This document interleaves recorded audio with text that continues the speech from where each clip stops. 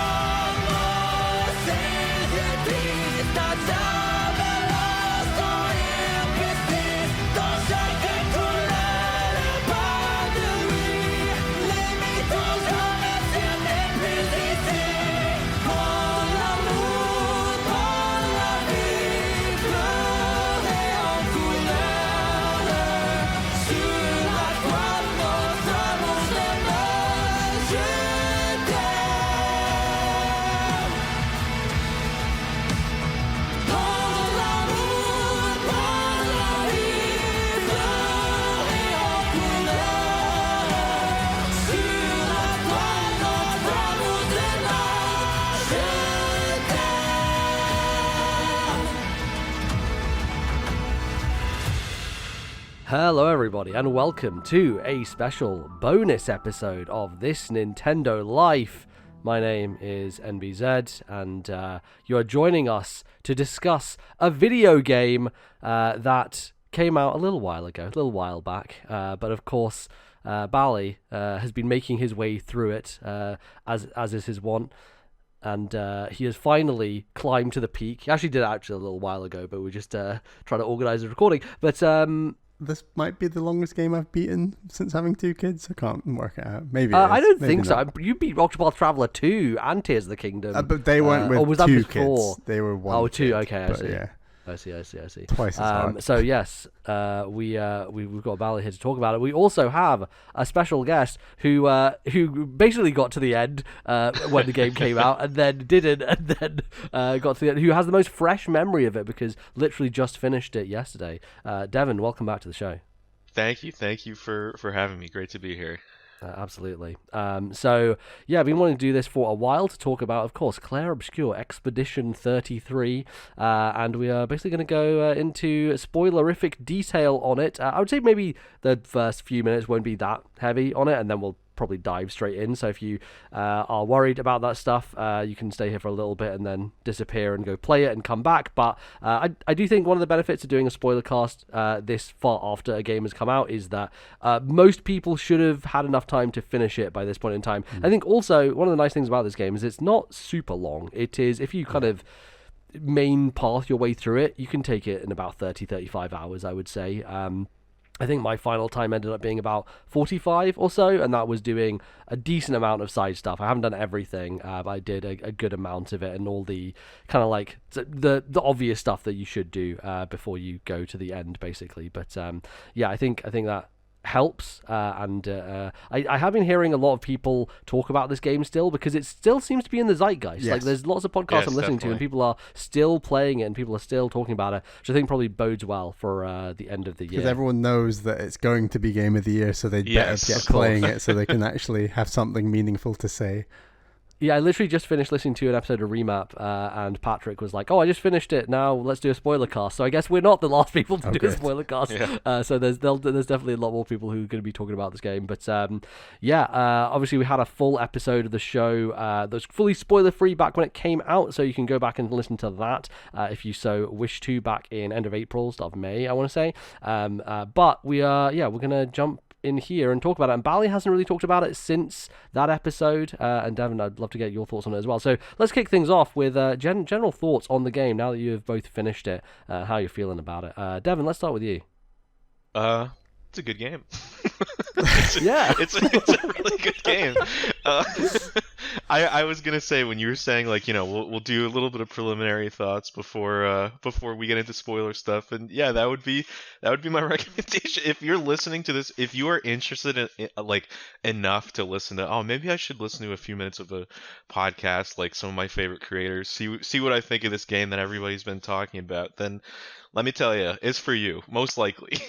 It's a really good game. I've got a few little nitpicks and things like that I think we'll get to later on in the spoiler cast. But overall, as a package, this game is outstanding. Like, the visual design is amazing.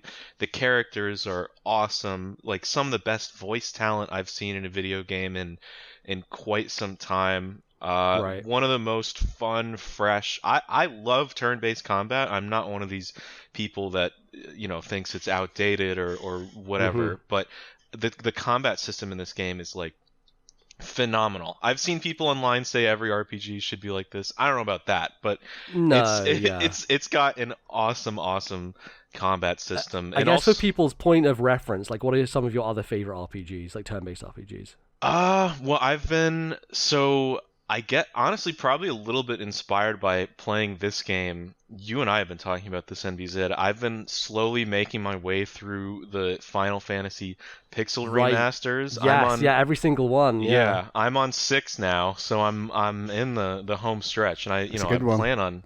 It is a really good one. I plan on at least playing like 1 through 10. So I've been really enjoying that. Other turn-based RPGs, like Chrono Trigger. I still think that's not a hot take or anything, but probably one of the best video games I've ever played. Fire Emblem in a different way. Yeah, the classic. Yes, the classic. Yeah. So I would say in general, I have a preference to the more like Super Nintendo PS1 era RPGs, which this harkens more back classic kind of stuff, generally speaking. Which this harkens back to while still feeling modern, which is honestly like exactly what if you were to say, we're creating a video game for you, that would be one of the descriptions I think you could use. So have you played the Mario RPGs as well, like kind of the more active battle stuff? Yeah, I mean, I think we've talked about this a little bit. This is, I think I described this game as like Mario Superstar Saga for adults or something like that.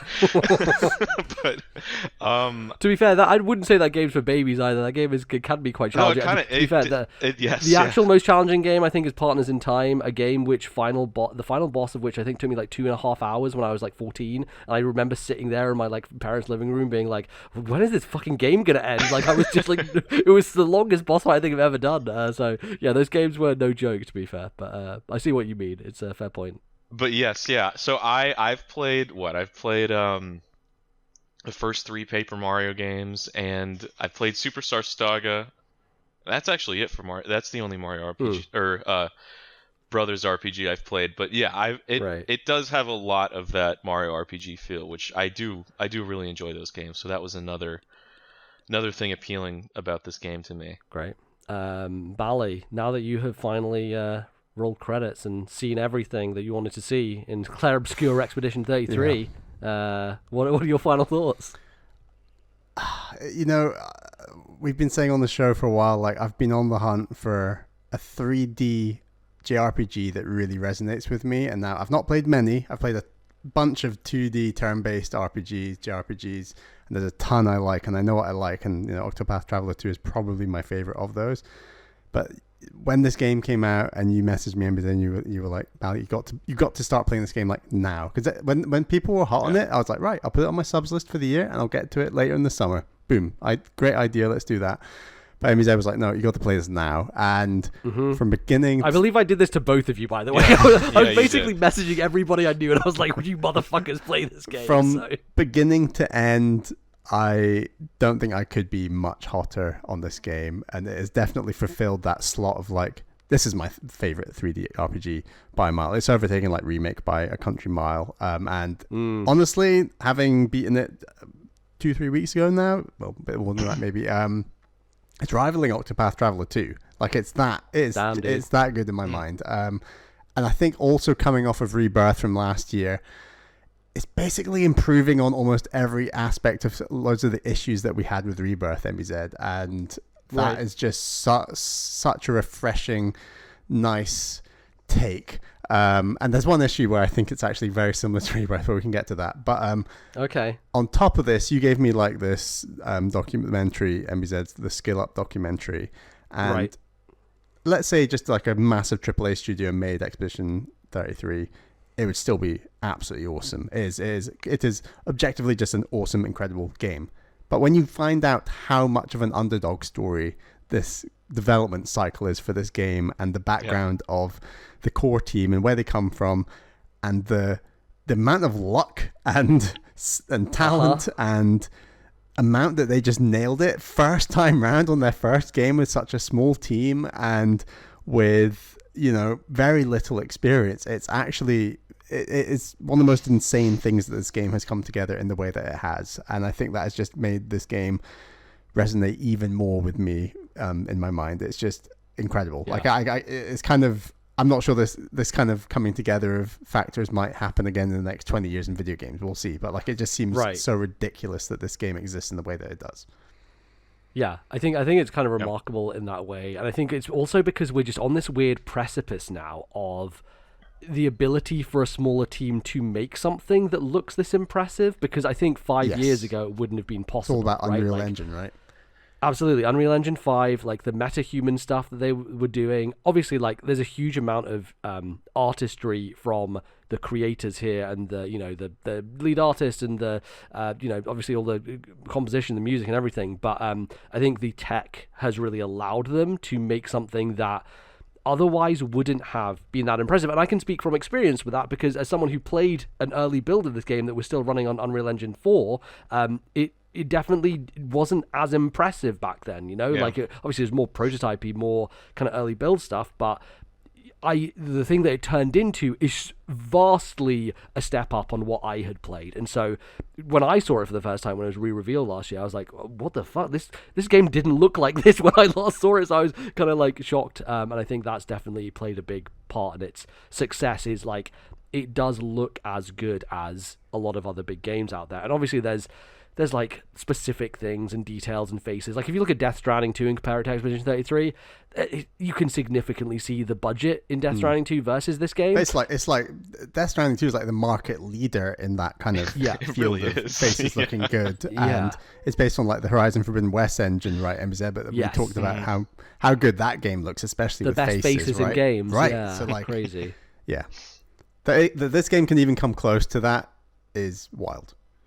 Yes, and I think it says a lot about like the kind of like horizon we're hitting in terms of visual fidelity of like, I don't need a game to look better than Expedition 33. Yes. I'm pretty happy with how that looks, Let's keep a small team, let's keep an artistic vision, and let's not let it be video game by committee. And this game has an editor. Like Rebirth didn't have an editor. It just kept going and going and going and going and going, and nothing was ever cut from that game. It felt like it was just never ending. Whereas this game is so lean and mean and does the job in a way that is so fitting, so perfect. Yeah, absolutely. Cool. Yeah, I think I guess to give my kind of overall thoughts on it, I beat this game very, very quickly. I think within about 10 days I had finished the whole thing. So I think it was the Sunday the week after it came out, because it came out on a Thursday, and then played that whole weekend, and then every day after work, and then that weekend after. And I think it's a testament to this game that even though I played it in such a condensed amount of time, and it was months and months ago at this point, I still have it quite clear in my mind. And I think part of that is it has stayed in the zeitgeist because it has been so popular and people keep talking about it, and so it kind of remains there. There's a lot of content being created around it that I've been watching as well. And I think also, a sign of any great game is the if the soundtrack sticks with me, and I've been listening to it non-stop, right? The whole, like, ever since it came out, like it's something I put on when I'm working. It's just a I think it's kind of crazy to say, and I think sometimes you need distance from these things, but I think it might be the best soundtrack in a game. Like it's rivaling some of my favorites for certain, and so I think because of that, it's just stayed in my mind so strongly, and I feel like that is a sign of something that is going to last the test of time, right? Even though I do need probably a bit more distance from it in terms of like where would I rank it, my favorite games and stuff like that. I think it was pretty clear to me, and I felt the same way about Xenoblade 3, is like it has resonated so strongly that I think it's going to stay there in my favorite games for quite a long time. Yeah. So yeah, it's a special video game. You should go play it. It's very good. So that's your warning. We're now going to get into actual spoilers about the video game Clair Obscur Expedition 33. So goodbye. And if you're not going, hello, welcome. So there's lots of areas we could jump into here. I think for me, there's three kind of key parts narratively where this game starts doing stuff, and it's basically like the climaxes of the three acts, right? So the game has the prologue first, right? And then the prologue kind of like sets up the world and everything, but then you have the three distinct acts. They're all named after individuals, which I didn't really clock until I got to so act 1 is called Gustav, act 2 is Verso, and act 3 is Mael. I was literally just about to say, without knowing the names of the acts, isn't it wild that the three acts have a different main character for each act? Yes, yeah. Although I was wondering if Act 3, would they switch you to play as Mael instead of as Verso, but I guess because mechanically Verso's relationship meter stuff is still present when you get to Act 3, and you have a lot of that stuff. You can't flirt with the entire party if you're playing as Mael, so you have to play as Verso. Exactly, right? yeah. You can't be a 16-year-old and flirt with I was going to say, people. can I just come in with this very quickly? I think this is one thing that I think it is the most similar to Final Fantasy VII Rebirth. That, first of all, I think they were talking about this on Firescape Cast, but one thing it does differently to that game is the male characters aren't like this pristine model-looking characters like Cloud is, for example. They're a lot more rugged, bearded. I would even go as far to say European-looking. And I think that adds to it. Yeah, they're guys in their 30s where, like, Final Fantasy is like, oh yeah, Auron, he's an old man, he's ancient. He's like 30 years old, right? Like, that's Final Fantasy's take. Is like, if you're 30, you're like the oldest person on Earth, and this is a game literally about 30-year-olds, right? But one thing I think it might, see what you guys think, but like, it might fall down a bit on is that, similar to Final Fantasy Rebirth, it feels like every single female character in the party is either related to or in love with or is flirting with the lead, and there's not like any kind of female characters who are kind of independent of either of those descriptions, perhaps. I think it's mainly due to the fact that like the party is so limited, you know, like you have 5 main characters. Verso is that kind of like, I guess, player insert character when you're doing the relationship stuff, so they want to give the players options, you know, in CL. Players do love those kind of options, so I get that. Yeah, I get what you're saying. I think it was nice that they included the relationship building stuff. I liked it overall, but like the romance stuff didn't do a ton for me. I'm okay that they included it, but it didn't. I don't know. It didn't really add or take much away from the experience for me. Yeah, I think the thing I liked about it is that it's not like in a Persona where it's treated like a mini game, right? Like there's a degree to which games like that treat it as a reward mechanism, and there's some of that in this, but because the relationship stuff is very linear and it's not like you're making choices, it's not like, oh, should I hang out with Rise or Yukiko, right? It's basically, I can go back to camp and I can talk to everybody, and there's no resource associated with this. There's no like you can time do it all in limit or structure. Yeah, you can do it all at the same time or whatever. When you get to Act 3, you can basically just knock all the way through it, and obviously there's some side quests that block you at certain points, but I think that made sense, and you do have a bit of choice, but like it's not that consequential. I think what it serves is just flesh out the characters a bit more and tell you a bit more about them. I think the nice thing about the CL Verso relationship, which is the one that I end up doing, which I think most people will do because you have to reject CL to do the Lune one, and I've not actually seen the Lune one. I feel like I did both. No, well, Lune mentions something at the end of hers. It's very it's implied, but it can be interpreted differently. It's implied, but when that happened, I was like, wait, what are you talking about? Lune's never been interested in Verso. This is weird. So Yeah. it came off a little odd to me, that one. But the CL one is, I think, quite interesting because it goes into, like, she talks about her husband who died, who basically died not from a gommage, but because he fucking, like, fell and died and drowned or whatever. I can't remember if he drowned or he, like, hit his head and died or something. He basically died in an accident, but wasn't gommaged. And so there's a different sense of loss there, or the fact that, like, okay, well, in this world, she was like, oh, I could have had 5 more. Yeah, he would have turned into dust, sure, but, like, I could have had 5 more years, right? Which was, it's just an interesting approach. And also, like, I think at the end as well, when she's like, oh shit, we could bring him back, that's when she, like, cuts the relationship off with Verso, which I think is quite good. And I think they treat it quite adult in, like, the casual nature of it and the way that it's done. So I thought that was quite good. But and it doesn't go on the entire game like Final Fantasy VII Rebirth, I guess. So that's no, definitely not. No. Yeah. Well, I was gonna say I haven't played Rebirth. Is that? I mean, I remember I heard people saying in Remake it was kind of like you flirt with everyone, but nothing, like, really happens. Do you actually, like, date characters in that game, or is it the same sort of thing? So Rebirth, because Rebirth is the portion of the game where you go to the Gold Saucer, right? You have the Gold Saucer date, and so just like the original 7, depending on your status with the characters, you can go on that date with Tifa or Aerith or Barrett or Red 13, Yuffie, and I think those 5 options, and then there's also, like, one where you can go with Sid and Vincent and other people as well. Okay. But yes, all of that is dependent on, like, answers that you give to characters, and it's a time limited thing, so you can't really like think about it. Yeah, and so I did get what I got Tifa, which is what I was going for, but yeah, I did have to, like, look up side quests to be like, it's the gamifying thing about it, right? Yes, and I think that's where it becomes a little less I don't know, I like it, but I think that it's different to what they did here, basically. So speaking of Final Fantasy VII, I think the moment where this game, where it, like, had its influences on its sleeve was the end of Act 1, where I'm like, wait a second, they're gonna fucking kill this main character. What are you talking about? And then after that I was like, right, they wanted to have an Aerith moment. They wanted to have a character who you had spent, like, at that point, like, at least 10 hours with Gustav, right? And you get to know him and his relationships with all the characters, and he is ostensibly the main protagonist, right? He's the one you're controlling. He's the one they start the game with. He's the one who has a whole, mechanic tied to him with his kind of overcharged stuff. I will say I was a little suspicious when, looking at the skill tree, and I was like, why is all his stuff locked?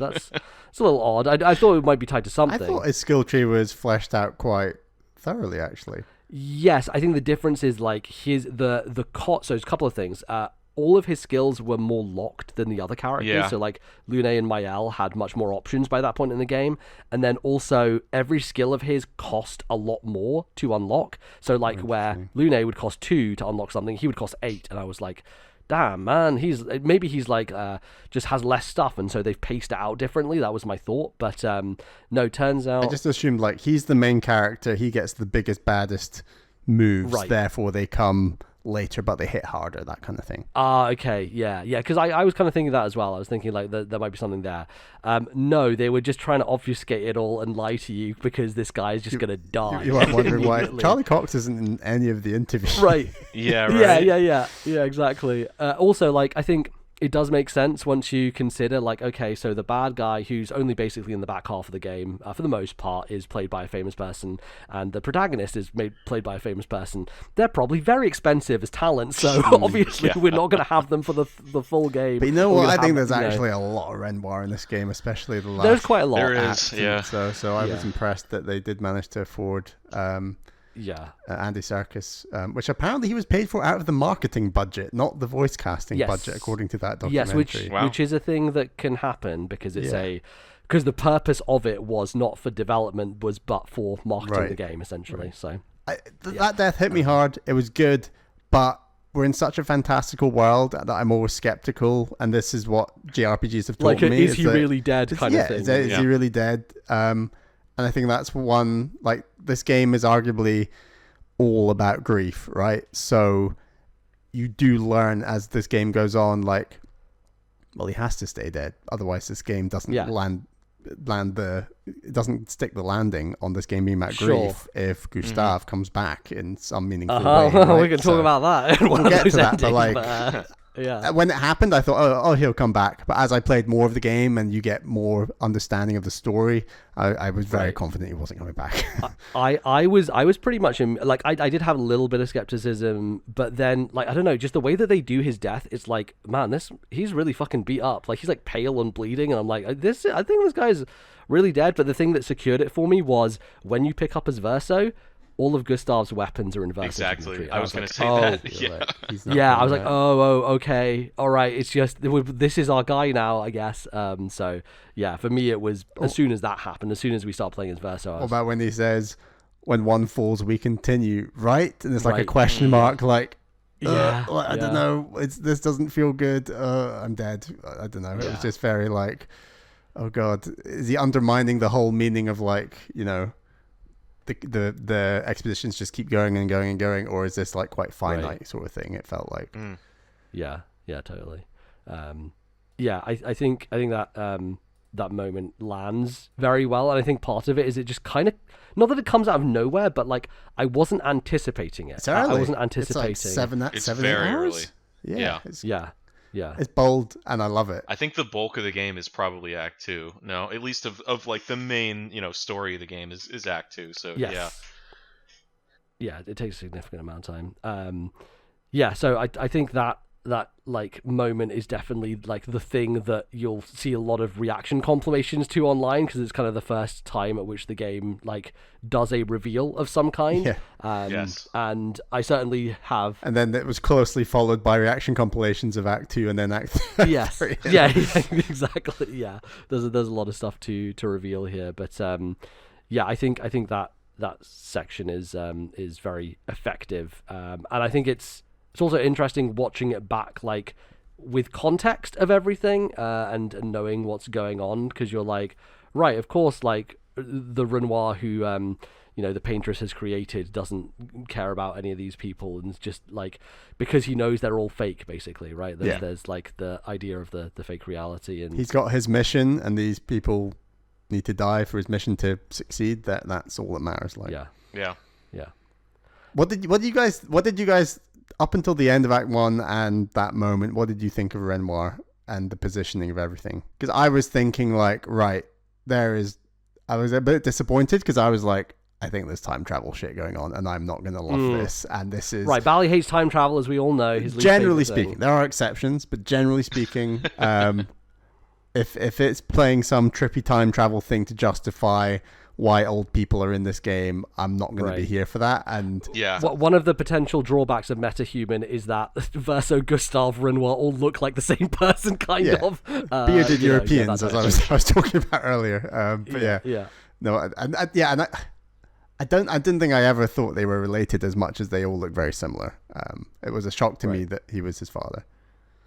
The father thing was a shock to me, but I will say, you guys were talking about like, when did you realize, that Gustav wasn't going to come back? He wasn't going to rejoin the party. That was a big kind of hint to me when you see how similar Verso looks to him, and like you said, MBZ, the fact that he uses the same weapon. I was like, okay, I see what we're doing. I didn't. Right. Yeah, we'll get into more story stuff later. I did not expect the familial elements of it all, but yeah. Yeah. I don't know that I ever thought that there was a Gustav Verso connection. More so, I think at the very beginning, I thought, oh, Renoir kind of looks like Gustav. I see. Basically, is this a cyclical thing of like, we've redone this hundreds of times, and Renoir is a old version of Gustav who has already done this loop of, does it always get to 0 and reset back to 99, and it's like there's like a meta, like Wheel of Time kind of approach here. I definitely thought there was something linked to that in time travel, but I didn't link that Renoir looked like Gustav. But I was vaguely similar. That was pretty much the first cutscene that I saw Renoir. I was like, wait a second, he looks like Gustav. What's going on? You didn't notice Verso in any of those early cutscenes, did you? No, actually, one of my friends at work messaged me because his partner has played through it recently, and he was like, do you know you can see Verso in the opening cutscene on the beach? And I was like, wait, what? Wait, you can? You really? I didn't know that either. Yeah. Wow. He's like, you go back basically and, abducting Mael, right? Pretty much, because obviously, like, Mael, yeah, you find Mael later, right, in the manor, Yes. in the Flying Yes. Waters, and so the reason she got here is because Verso was the one who saved her, basically, and took her there. So, yeah, that's a whole thing. Maybe kind of jumping to the end a little bit, but there's at the end of the Verso Mael relationship stuff. I don't know if you did that, Devon, or if you got to do that, because it's basically an extra area. It's you basically do the third Axon, so you go in. It's a whole basically another dungeon that takes like 3 hours to do. It's crazy. It's a very long dungeon. And yeah, it's good. It's very good. But yeah, you're climbing up the structure and getting to the top. And then I won't say what happens there, but then afterwards, like Verso and Mael have a conversation, and Mael's like, so could you have saved Gustav there? Because he comes in late. Verso comes in and is like, haha, it is I will save Mael now.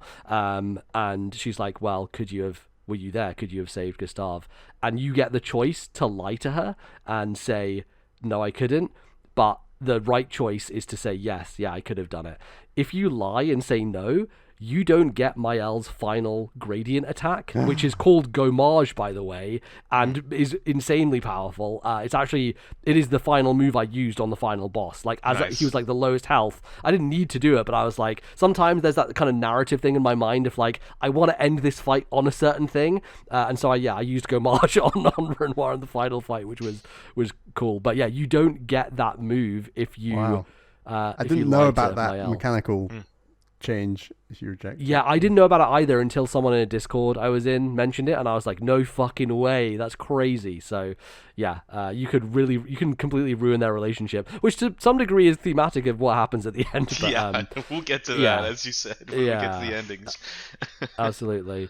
So yeah, I think Act 2 is a big, obvious, like, kind of revelatory thing, the end of Act 2.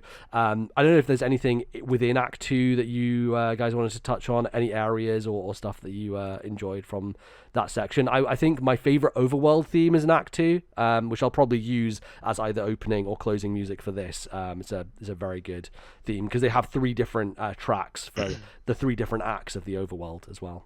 I think maybe my favorite just like main story stretch of the game in terms of gameplay was, I don't know why, but I really enjoyed the 2 Axon dungeons that you do in Act 2. I just thought those were super well designed. The dancer one in particular, like, it's the design, it's so weird and unsettling and creepy, but also beautiful at the same time. It's right. It actually reminded, this sounds crazy, but it reminded me a lot of that one.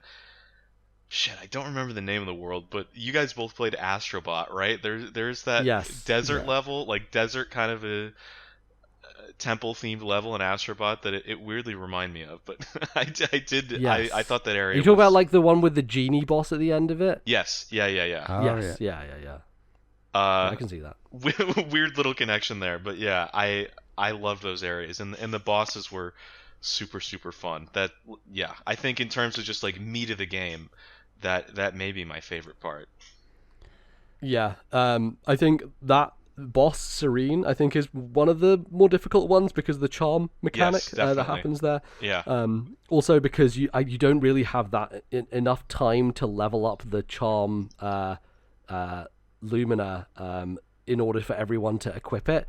So I actually ended up just doing it with one person. I think Verso had it. I think I may have as well. Yeah. Yeah, and I just had to learn the timing for the freaking charm stuff, which was a pain in the ass, but I eventually did it and got through. But that one, and then Visage, which is the mask one. Right. I think they're both the creepiest parts of the game, but like Visage was like one of those areas that like I would have nightmares after because it was just very unsettling. I think also there's lots of enemies in this game that are quite unsettling as well. Like if this was an action game, like a Souls game, there's obvious Souls influence here in the enemy design and just the look of stuff. I don't think I would have been able to finish it as quickly because I would have had my Elden Ring thing of like I need it to be Saturday morning and sunny at before the peak of dawn in order for me after my cereal to defeat. Yeah. Exactly.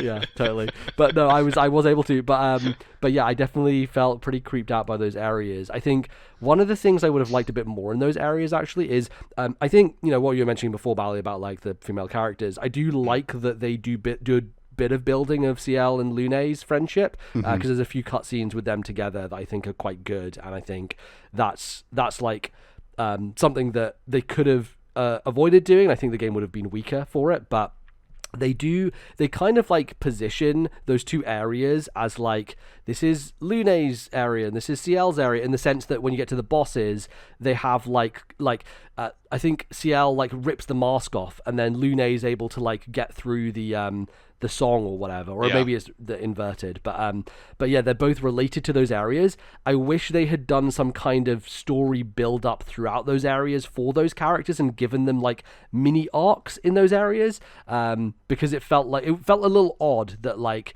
okay, I see what you're doing here, you're kind of trying to tie each of these areas to these characters, but it's just like a cutscene at the end of the boss that doesn't quite have context. So that was one thing I think could have been quite nice to like enhance those areas, cool as they are. I agree. Even like gameplay wise, give him a new move or gradient attack or something like that afterwards. Yeah, I think that would have been really good, because I think you get gradient attack just through the relationship stuff, I want to say, or maybe it is some story stuff sometimes, but the third attack you definitely get through the relationships, system. Yeah, I really liked Old Lumiere.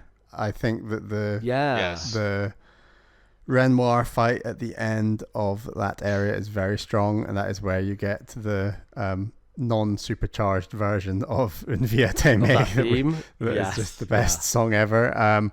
But it's also like where there's arguably the first bit of hint of a reveal, I guess, because I was very convinced that like there was a link between Alicia and Mael at this point. Yeah. And that was the whole point of like the mask, to hide her identity, and that she was Mael. There was some link between them. I don't know. Yeah, I mean, from the beginning, it's like, well, they're clearly kind of the same person. What the hell's going on here? Which kind of also led into it also leads into the theory of like the cycle, you know.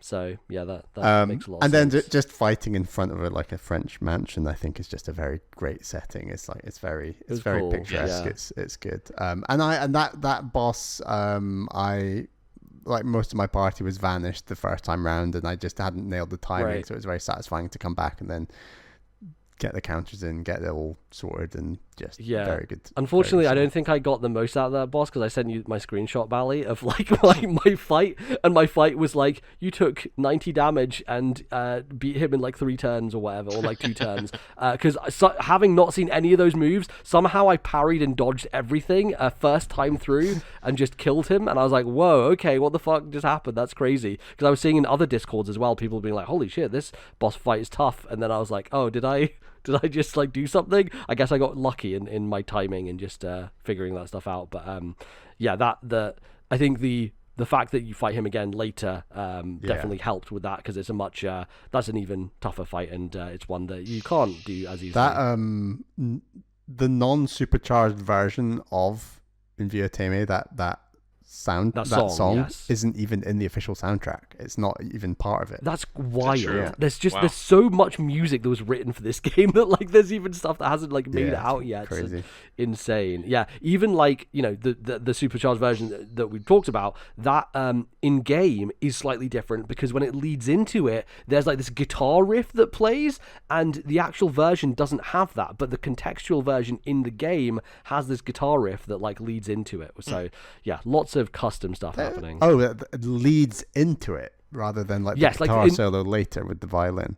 No, so it's like a guitar, like it's like a lead up riff, and you go back and watch the cutscene, you'll see what I mean. But that is not in the YouTube version when you go and look it up. Like it's like a thing that is done so that the cutscene seamlessly goes into the fight, basically, because it doesn't. It kind of cuts in at a certain point of the song. It doesn't start at the beginning of the song because it's quite slow. It cuts in, and so it uses that as a transition. But my God, like for that fight, well, we'll jump to it in a bit, but like the fight in front in Old Lumiere as well, like the build-up of music over dialogue, and then like the music hitting and then going into combat is like it's like a souped-up version of that feeling we got. Do you remember with the first Octopath Traveler MBZ, where they made a big deal of like this little, and it was a much more corny back and forth, but it's like a corny back and forth, music builds, metal drum drops, boom, and then the battle starts. You're like, God, that felt amazing. And then in this game, it's just so much more emotive and linked to the story, and it's just such an incredible soundtrack that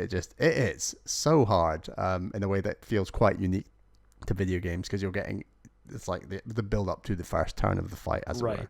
I think that it's also the vocals as well. There's lots of vocal tracks in this game, and so I think that enhances things quite a bit, and kind of like lifts that level of storytelling, and also like as a lot of French people have realized, like it also kind of spoils the story to some degree if you actually speak French, because they lay some of that stuff out within the songs. But it's only spoiling it like 20 minutes before it is all told to you anyway. I don't think it's too bad. I think my least favorite area in terms of just like the drudgery of it and the combat is the Forgotten Battlefield. I also just like, it's very soulsy, very dark, very scary. But what I will say is the final boss of that area is one of my favorites in the game. It's the one with like the crazy swords and is like a very literal Dark Souls boss. And it's an excellent fight. But my favorite thing is like the end of that fight is one of the most fucking insane bits of animation in the whole game, where everyone does their like superhero like spins and like moves through the air, and like, Miles like flying through, and then like Verso's sword becomes like fucking like 300 times its size, and that sequence was like one of those moments where I got to the end of it and I was like, holy shit, this fucking video game. It's just cooking on every level.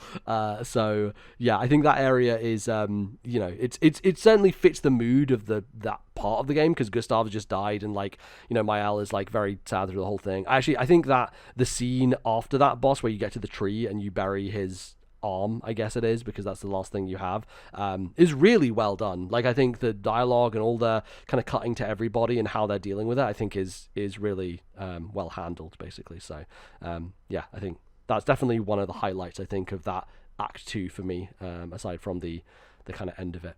And then obviously Minoko is in Act 2 as well, right? Yes. So you got Minoko. He's cool. he's great. I love Minoko, some of the funniest writing. I didn't hear in the moment, but there was like bow wow woofing during his his theme that plays when you fight him initially, and obviously Minoko is the dog from Verso's childhood, so it's all very comes together nicely, and loads of things that I just didn't realize while playing, and have watched things about, and because like SK is also a plushie as well, right? Like that was great. That was awesome at the end. Yeah, and also when you're running around the manor in the that section, you can like see Cyrene and Visage and stuff on the wall as paintings, like clearly paintings that Renoir has done, that then become accents in the game. I didn't explore the mansion a ton because I tried early on, and you obviously hit so many locked doors, and that kind of put me off exploring it more later. But did you do much of that? Yeah, I mean, you tend to find when you're exploring the world, you find doors back into the mansion. How many did you find? Many of those? Yeah, I would do that, but then I'd go into that room, find a thing, and then exit the mansion, rather than like explore the mansion for something else. Yeah, well, there isn't anything to explore. No? Okay, yeah, because the only way to open those doors is from those areas, basically. Right. That's how you end up opening every door in the game, is from one of those areas. Some of them have quite a lot of hidden stuff in them. Like, I think one of the first ones I found actually had like a whole hidden couple of areas, and one of the areas has a photo of Sandfall, the team, in it. Like there's a a painting sitting on the ground, and it's just a painting of the photo that they took of the whole studio, basically. And I was like, oh, that's really, really cool. So yeah, I took a screenshot of that. But there's a couple of areas that are secret there. I don't know if you saw this YouTube short or this TikTok, basically, of a guy being like, oh, remember Mario 64 where you could jump through paintings? And he goes to jump through a painting, and it's the one painting in the house that actually is a reference to Mario 64, where you can jump through it, and it's a secret entrance into a room. And in that room there's a bunch of like stuff, basically, which was very funny, because I'm like, Jesus Christ, they really they thought of everything, basically. They have references to like all their favorite things. I think the Gestrel Village is a good example of that, where there's like a bunch of like, there's meme references and loads of stuff in there. They definitely are they're wanting to pay homage to a lot of different things, which is cool. But I guess that, aside from Minoko and all that stuff. One small detail about Minoko I really like is I think just the coolness of the UI is very obvious, but like when you're playing as Monoko, his little bell from his weapon, it hangs over the front of the UI, and like, sure, is that like practical and maybe slightly annoying? I guess so, because you can't see it, but also the UI is so obvious, and you've done the menuing so much at that point in time, so you know exactly what you're gonna press. I think the stylization in that stuff is very. Sorry, very it hangs over the wheel. No, not the wheel.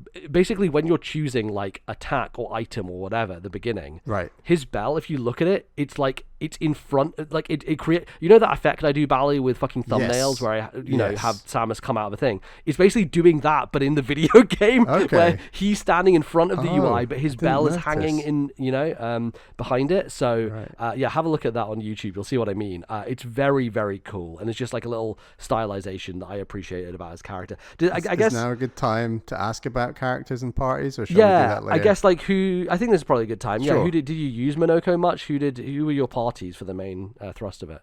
I'm very guilty of being like, this is what I like, I don't want to move from it. When I unlocked CL, I was like, oh god, she's going to be my main. She's so powerful. She's going to do all these things.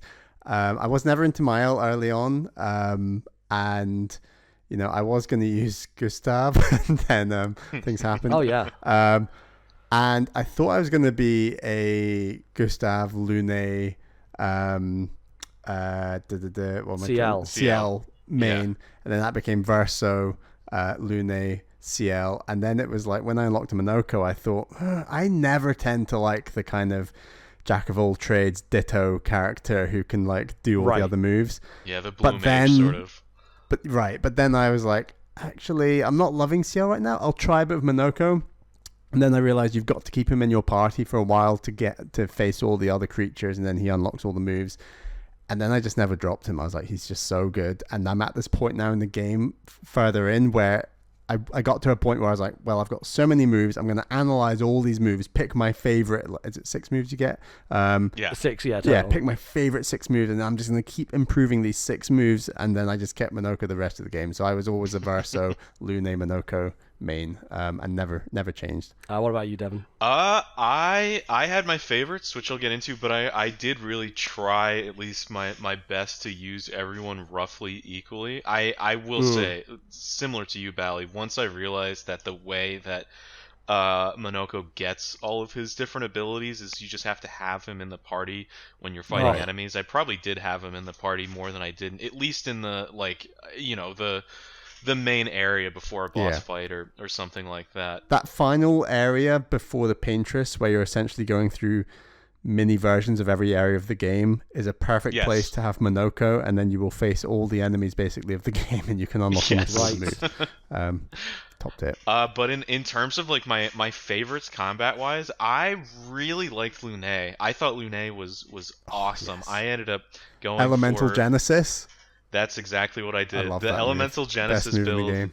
It's so good. It's so awesome. And then I forget the name of it, but the you know, the other like 4-element one where if you get a crit, it'll give you a stain as well.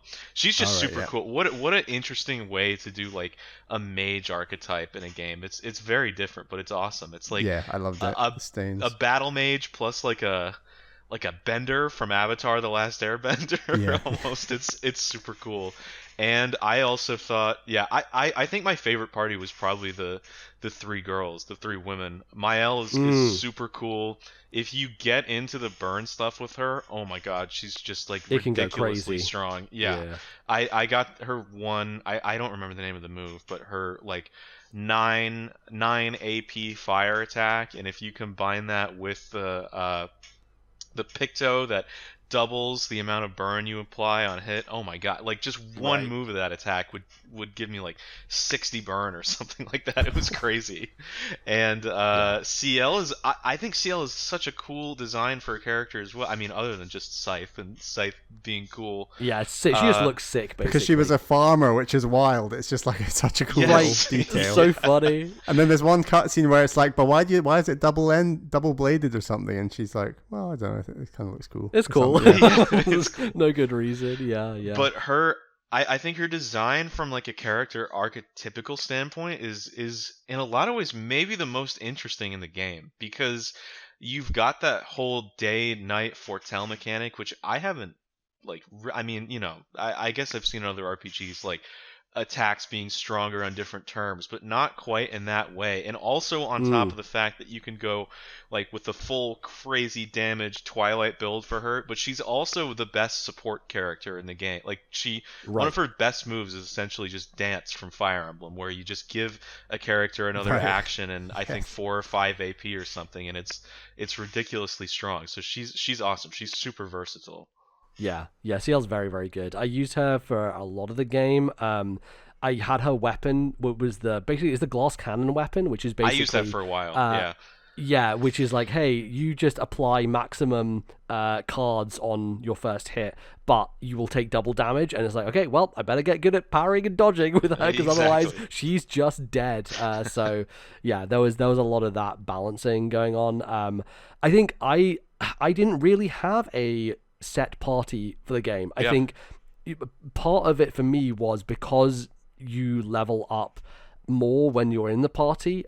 It was okay, well, I want to make sure everyone's balanced and I don't have anyone who kind of is I will say behind. I do think the game's quite generous about the amount of leveling it gives to non-main party members. Like I never found, even with my style of focusing on the 3 of them, the other 2 never felt they went that far behind. Like they would still be able to come in and do hefty I believe damage. there's a thing that you can get that eventually they gain normal XP when they're on the bench as well. I can't remember what that... How much? Do you know how much it's reduced? I didn't even, like I said, for the most part, I was switching my party up a lot, so I didn't even realize on the bench they gained less XP. It makes sense, but... Yeah, because I was doing it like within that final dungeon in Act 2, there was moments where I was like, okay, these people are in the party and they've hit level 60. So I would swap out my lowest level for my highest level and do a lot of that. The difference for me was I basically had Verso the whole time. I definitely dropped him sometimes. What build just did because you he was use for him? Because he's got a couple different options. Yeah, I use the one which I think quite a lot of people will have used, because it's basically the weapon you get from fighting that Dark Souls boss in Forgotten Battlefield is that the machine it's gun? Maybe the most broken basic thing. Attack weapon, or it's the Dualiso, which is the one that gives you 2 turns, basically. Yeah, and so you also get the Picto from him, which is base attack gives you plus 2 AP, I think, or something like that. Or an extra AP for a base attack. And so if you do that plus that Picto, he basically becomes an AP generation god in the sense of like on his first turn, he will have 9 AP and can immediately do the most powerful moves that he has, basically. Yeah, and you can spam the free aim too to like generate the perfection meter and stuff. Is cool. That build is super fun. Yeah. Yeah, so I had him with all of that stuff, and then I had actually 2 9 AP moves for him. I had the one that was the instant one that did loads of damage. Yeah, me then too. I had the one where if you don't get hit by anything, you do crazy damage. I struggled to pull that off so many times. I nailed it a few times. It was great, but then it was like, for clutch moments, it just felt like too much of a gamble. Right. It only feels good to use when you feel confident about the enemy's patterns. Otherwise, it's a real big gamble to do it. But that move is totally emphasizing Verso's existing style, which is don't get hit, get stronger. Like that's his constant thing. Is you keep parrying and dodging, and his thingammy meter goes up and up and up. So it's just an exaggeration of that move, basically. Yeah, speaking of influences, so fun fact about the director of this game, Guillaume, he's a sicko when it comes to video games, right? He like speedran Sekiro and stuff like that, so that's like what a lot of the parry stuff comes from. Wow. Yeah, he was a Sekiro speedrunner. And he said he'd never played Paper Mario and like that style of game. Yes. All the counter influence was like Sekiro from like Souls and stuff. Souls Yeah. games. Huh. Exactly. But one of the other things he did was he uploaded videos of like Devil May Cry combos, and you look at Verso and you're like, oh, okay, this guy's just Devil May Cry mechanics, basically, like getting your combo rank meter up, essentially, and then keeping it without getting interrupted. Like it's so funny how they like took all these different elements and like put them in here as mechanics. So yeah, that was very cool, because my friend messaged me that and was like, wait a second, this seems familiar. It was like an image of like Dante with like SSS next to Verso with like an S rank as well, and it was it was very good. So yeah, I very much used him the most, and he was my most powerful character for the majority of the game, for the back half. I definitely had moments with Mayal where she was better because I started leaning into the fire-focused build. And Lune, I did also do some decent things with. I think one of the drawbacks from my playthrough is because I was jumping between characters, I did a lot less like synergizing between team members, which I think you could do if you focused more on just 3 people together, because then you can be like, okay, well, I'm going to build CL as a pure support character so that she can buff these particular things that I want to do, or I'm going to build Lune in a fire build and Mael with a fire build so they can complement each other. That sort of thing I never really got into, so I kind of built people individually, but I still think it worked doing it that way. I did quite a lot of support with Monoko, and then Lune and Versa with the big hitters. Like Monoko, you can like put up shields across the whole team. You can like raise defenses. That ability is super strong. Yeah, and then obviously he's got the ability to hit through shields, which just feels like the most powerful broken shit in the whole game. Yeah, I think Mael's like move where she breaks all shields is very good as well. Like that was an extremely helpful one. Yeah, that I use that one quite a bit. Very helpful ability. Definitely. But yeah, I think part of the reason also that I was jumping between everyone is like, hey, sometimes everyone gets wiped out, and then what happens? The last stand of Expedition 33. Yes. That is such a cool, like, narratively resonant mechanic to just have. Yeah. Like, and the animation on, like, because mine was always my last character. There's something so poignant about her coming in, and she's like the fencer build, right? So she comes in and she like twirls her sword and like this fencer stance. It's like, God, could this game be more French? It's just so strong. It's just so good. So good. Yeah, all the battle animation stuff is remarkably good. I think maybe the most satisfying of all is the gradient counter, which is just like, oh my god, the amount of sound design and just the way that the camera moves and like the black and white and everything. It's so satisfying pulling that stuff off. Yeah, but we both came off of playing Nine Souls, which has some great counter mechanics and like so many different types of counter. There's a very powerful feeling counter in that game where you like charge it. I do think Expedition 33, its sound design and the way that it animates a lot of the counter and the vibration through the controller, like it's just a level above something like a Nine Souls in terms of like that satisfaction and feeling of nailing a counter. Yeah, Devon, if you've not played Nine Souls, strongly recommend it to you in particular. I haven't. It is a very good Metroidvania, but I think it's more of an action game, boss game than a Metroidvania, but it's still it's very, very good. It gets more and more boss game the later you get through the game. It's like less Metroidvania, more just fighting bosses. Yeah, I gotta throw this on the wish list. I've definitely seen the thumbnail or the art of this game on Steam or on YouTube or something, but I didn't know a ton about it. And a very good story as well, although MZ doesn't rate Metroidvania stories, but I think it's a very good story. I just run through he them. Just turns his soul off from anything 2D. I can't pay attention to stories if you're a 2D game, I'm sorry. Yes. Cool. Should we get into Act 2 shit? Because I mean, this is the meat. This is a big beefy part. You're saying the big reveal? The big reveals. Yeah. I will say the that we talked about a little bit already. The lead up to the end of Act 2, that dungeon. I think the worst part of the game for me. I just thought it was badly paced, and I don't think the rest of the game suffers from that. But this dungeon, it's like 4 hours long. It's nowhere close to.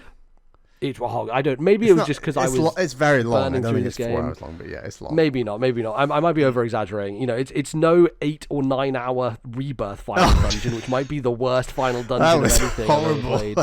Everything you guys are saying about rebirth just makes me not want to play it. Don't. Honestly, save 80 hours of your life. It is not worth it. That game is maybe the most disappointing thing I've played in a while. Oh no. Just play Queen's Blood. That's the best bit of the game. Yeah, I love Queen's Blood.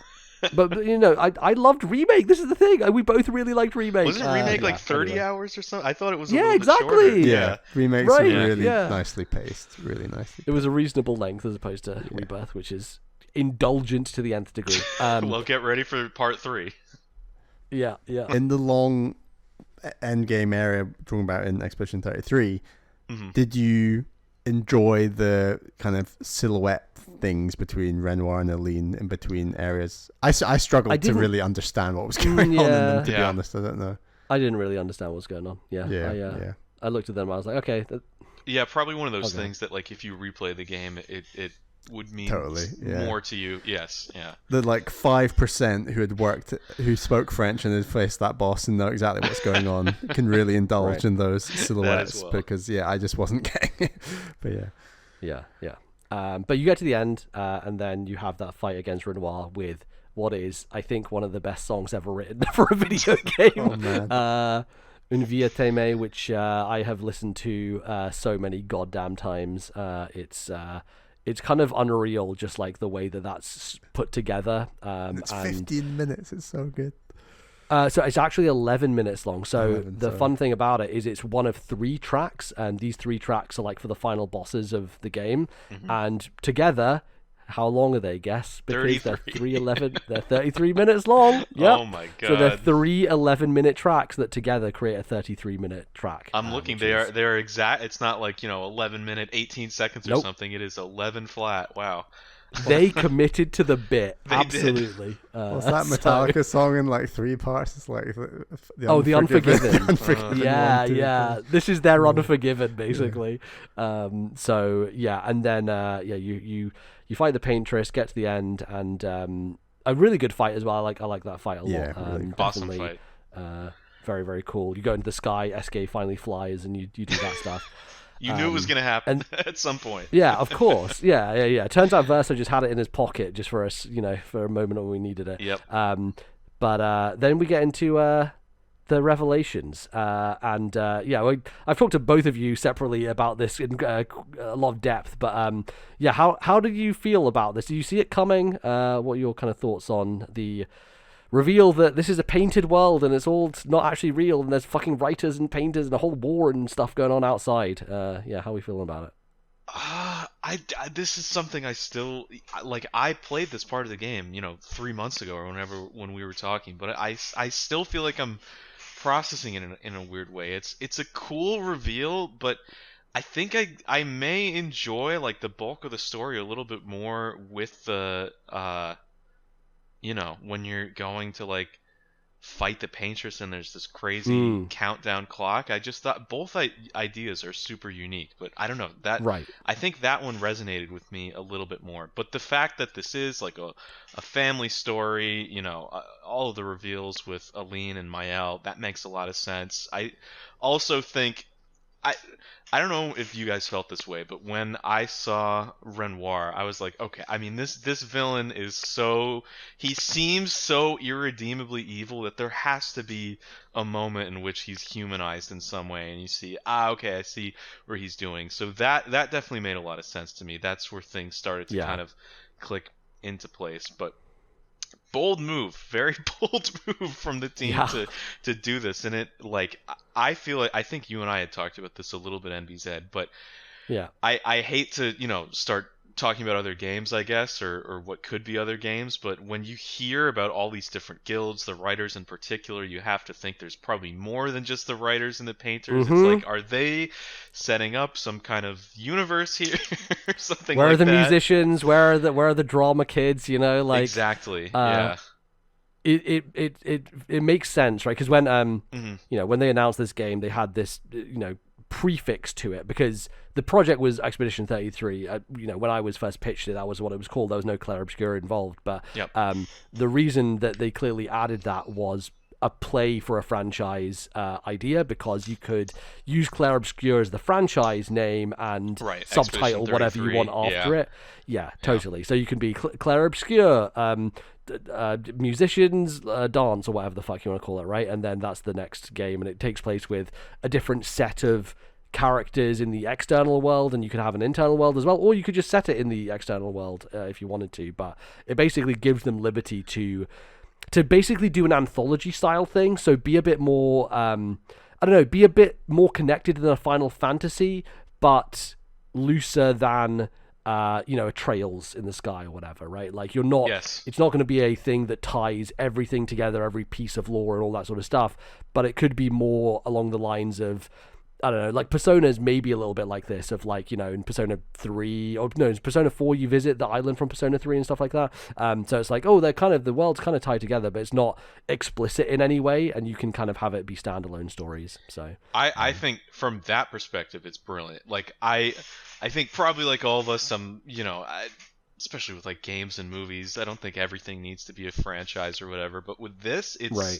having that anthology sense to it. Like who's to say, the musician's game isn't like you're talking about DMC, like a character action game or something like Right, that. yeah. Or like They don't have to be turn-based RPGs, right? Like they could do something else. No, you can do anything you want with it, and we've just seen what so clearly on display in Expedition 33, what this team is able to do character design wise, art wise, gameplay wise. That I would fully trust whatever their next project ends up being. Yep, 100%.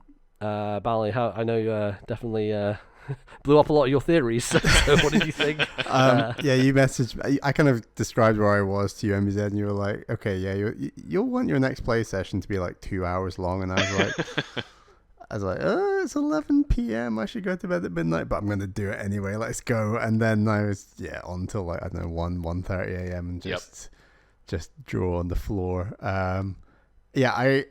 I couldn't really be much happier with how it all kind of was justified and explained. I was getting at UMZ saying like, God, this game is a little bit backloaded on the narrative. Like they kind of need to get a move on and explain what the hell is going on, because I've been playing for like, I don't know, at this point 28 hours or so, and they need to explain. And but I don't think the game would have worked if they'd revealed it any earlier, and I think they did a great job of explaining why the world is the way that it is. And does it undermine like some of the meaning of the existing characters and this kind of thing? And it's like, well, it's totally subjective and kind of your view on like fiction versus reality, and ultimately this is all fiction anyway, so what's the difference between two fictional characters in a fictional world and this kind of thing. Like, so you can get into all these spirally debates, but like it also just made it clear to me how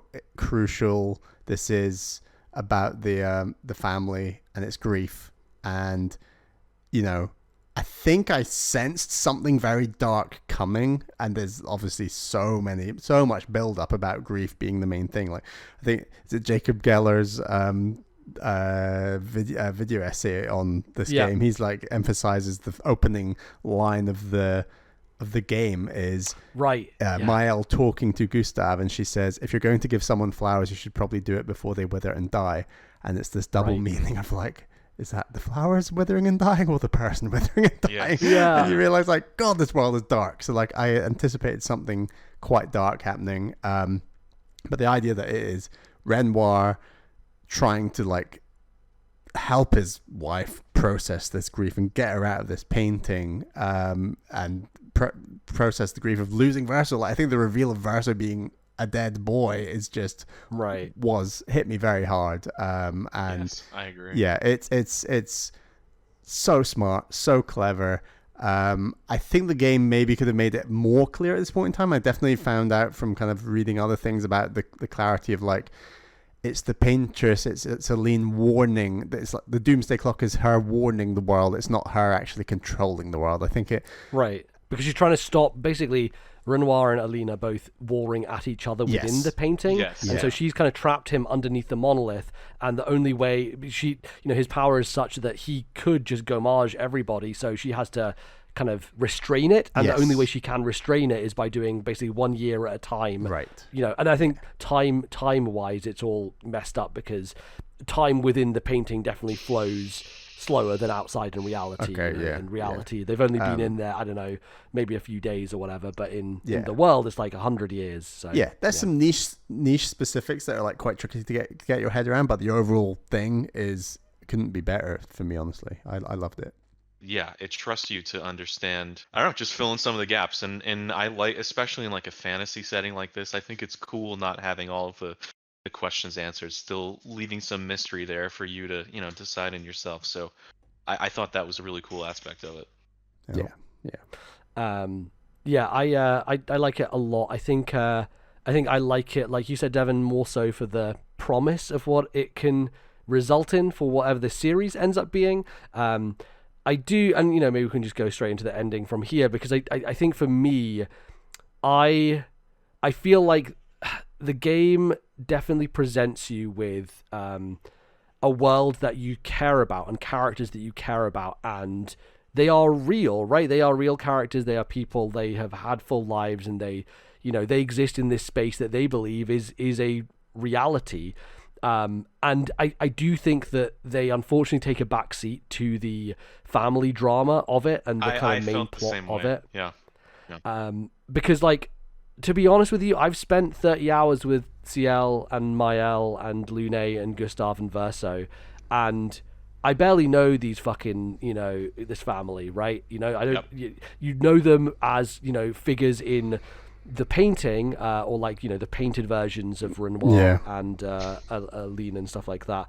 But and you get outside, and then Clair seems like a bit of a piece of shit. Honestly, I know there's other stuff in the game. If you do like the super bosses and stuff like that, like apparently there's more Clair story that is revealed there, but I don't know a whole lot about it. It doesn't matter. The gods of this world that you've been unaware of the whole time are actually what's important to the story. Totally, yeah. And I think for me, I think partly because I chose the Mael ending, I think it left a sour taste in my mouth, because I did. Yes, I chose the Mael ending. I think part of that is also informed by having played Metaphor ReFantazio last year, a game which the ending is almost diametrically opposed to Expedition 33. Didn't Reichert quote this on purpose on Giant Bomb? Did you hear that? What did he say? I can't remember the quote. There's some quote from Metaphor Fantasio that was brought up very early. Oh, is fantasy reality? Something like that? Yeah, fantasy reality. And he quoted this explaining how much he loves Expedition 33 and why he dislikes Metaphor Fantasio so much. Anyway, I can't directly quote it, but something like that. No, but that's a game where, this doesn't spoil the ending necessarily, but basically, I would say, like, the thesis of Metaphor ReFantazio is that fantasy and fiction is important in our lives, and we shouldn't, treat it as like something to just like as a frivolous thing, right? Right. Meanwhile, Expedition 33 is like go touch grass, and so I think for me, philosophically, I just like, as someone who invests a lot in fictional worlds and finds power in that and thinks it is important in influencing my life and the way that we think about the world and the way that we can kind of like frame things from the harder to understand in our reality through a fictional lens.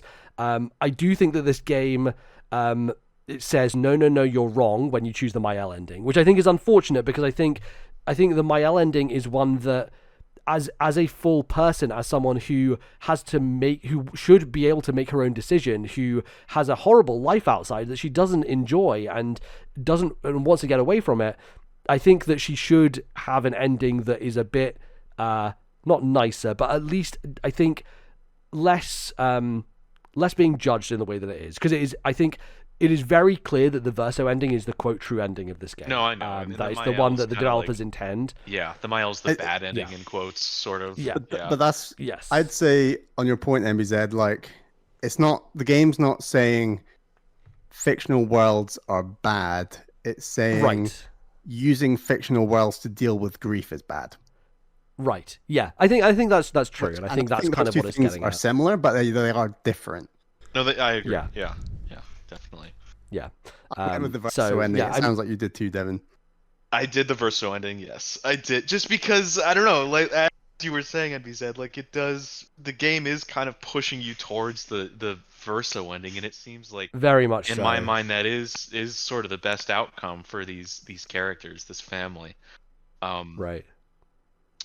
Yeah, I don't know. It's interesting. I kind of wish they had. I get why they didn't, because you have this whole big epic final boss fight in Renoir, but I do wish the Verso Mael fight had been a little bit more fleshed out. It's honestly, I get why they did it in gameplay, but it's kind of more of like a cutscene more than anything. Yeah, no, like there's no danger of you dying in either way, because I don't think actually I think if you choose Mael, Verso doesn't attack you, I think. Is I'm that pretty true? sure. Huh. Really? Yeah. Yeah, I think so. So yeah, I definitely, I think the smart thing about it is I sat there for a long fucking time. I didn't make a decision immediately. I was like, oh shit, what am I gonna Yeah. do? What is the Took me a choice moment. here? So I think it is testament to them having written, a very compelling narrative that you are a little bit torn because. If you choose Mael, she's gonna fucking bring Verso back, and he doesn't want to live anymore. He's like done with this. He's like he wants to set himself free from the kind of change that he's been bound to. This kind of like eternity, being unable to disappear, like being a false facsimile of someone who died in whose memory this entire thing was built, and just wanting to be free of it all. So yeah, I did think about it for a while, but I think I ultimately went with it just because I came at it from the perspective of Mael should have her own agency, right? And I think that for me was the thing that was like, well, these characters, yes, they're in a fictional world, whatever, but Lune and CL and Monoka, they're all important and they should be able to do this if they want to. It just screws over everyone else. Yeah, exactly. Yeah. Yeah. So, or at least I guess the only people who are getting screwed over is the Descendre family, which to be honest, they seem like pretty garbage people. To be honest, I actually didn't really care that much, but But what if the sequel game makes you care about the Descendre family? Would that the Clea affect your sequel. mood of the ending of this game? God, I don't think I will ever like Claire. She seems like a bit of. Is it like I wild said, I don't that know. like if you pick Verso, you're basically siding with Renoir and that guy who murdered your whole party at the start of the game? Right. Yeah, that's the other thing that I was like, oh, okay, well, we get to this point, and now I'm just like, the guy who we just beat, the final boss, now he gets what he wants because Verso is going to do that as well, because and it's for different reasons to some degree, right? But I don't know. I think I think that's also why I was a little bit like, well, I just beat that guy who wanted to do this, but now I'm going to choose the guy who wants to do the same thing. So yeah, I think that was another kind of factor to play in it as well. I think it's also tricky working out Mael versus Alicia, and without spoiling the side quest, it's hard to understand Mael's motives for wanting to stay in this world because she wants to stay with her friends, or is she actually Alicia and she chooses not to grieve the death of like her brother and is sad about her deformity? Right. Like, which is the push or the pull the stronger one? Like, I don't think it's very clear. Maybe it's obviously down to interpretation. Well, the latter seems stronger to me, just because, like, in that final cutscene with Verso, when she's describing why she wants to stay, that's like the reason she cites more than anything, that she doesn't want to go to, a body where she can't speak and where she's in pain, and how she's had all these things taken from her life. So it does feel like Alicia more than Mael there. Yeah. But I think so. That's the message the game just wants to clobber over your head, though, right? Is like, I know. I do. All right.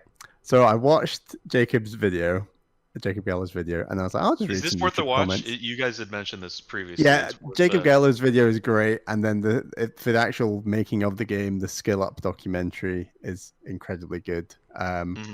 But there's a top comment. I don't often read YouTube comments, but this top comment is very good. Yeah. So this is James Webster, and this is a top comment on Jacob Geller's video. He says, "I chase the good ending in every game I play. I will spend days making sure I achieve the best possible narrative conclusion. I did the same with Expedition 33 and chose what I thought was the best ending. I sided with Mael. Earlier this year, I lost my dad and I threw myself into escapism through video games and fantasy books. So I was choosing what I knew. I'm so glad I made this choice and that the end cutscene punished me so thoroughly for choosing it. It woke me up to the fact that I still haven't truly grieved for the most important figure in my life. It sparked a new wave of sadness and also acceptance that I am so thankful for.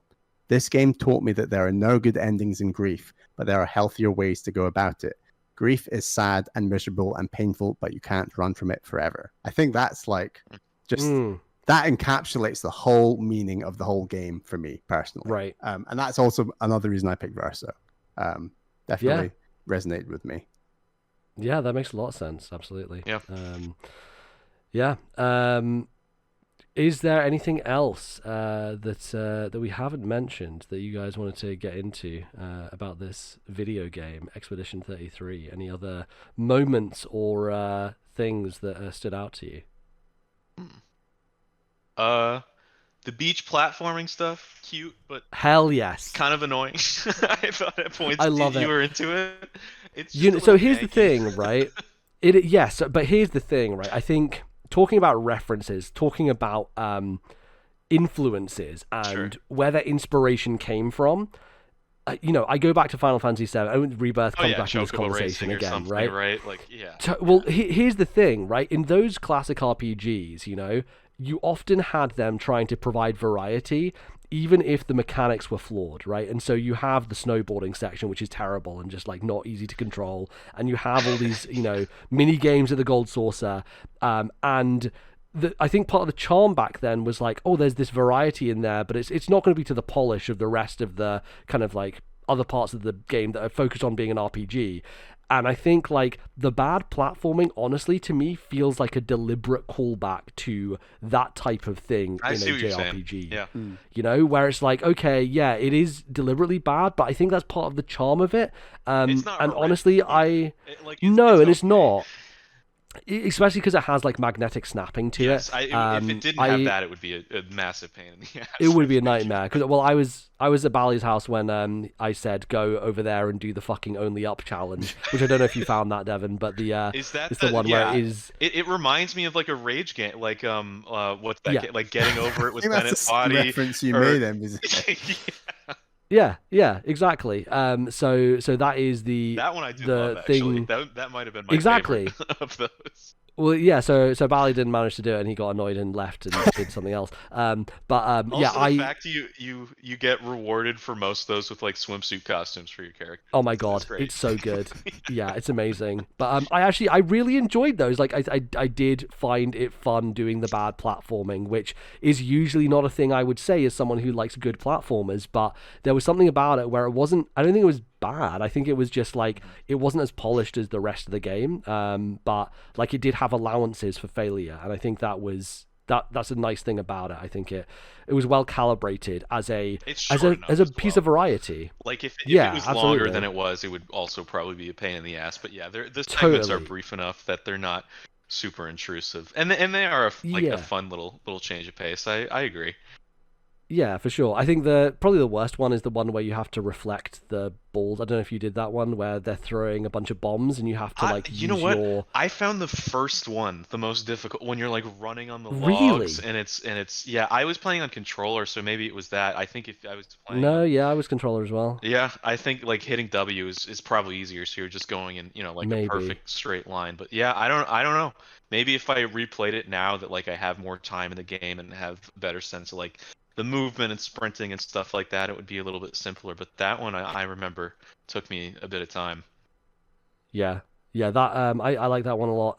Yeah, the one that I'm talking about is like there's basically a gestural on a platform Yes, and yeah, you are yeah, on yeah. a wooden boat, not a boat, like a raft basically. At Bali, I don't think you did this one, but basically they're throwing bombs at you and you have to use your in battle, not your in battle, but like when you're in the overworld attacking an enemy, that kind of blast move that you do to get an advantage on the enemy.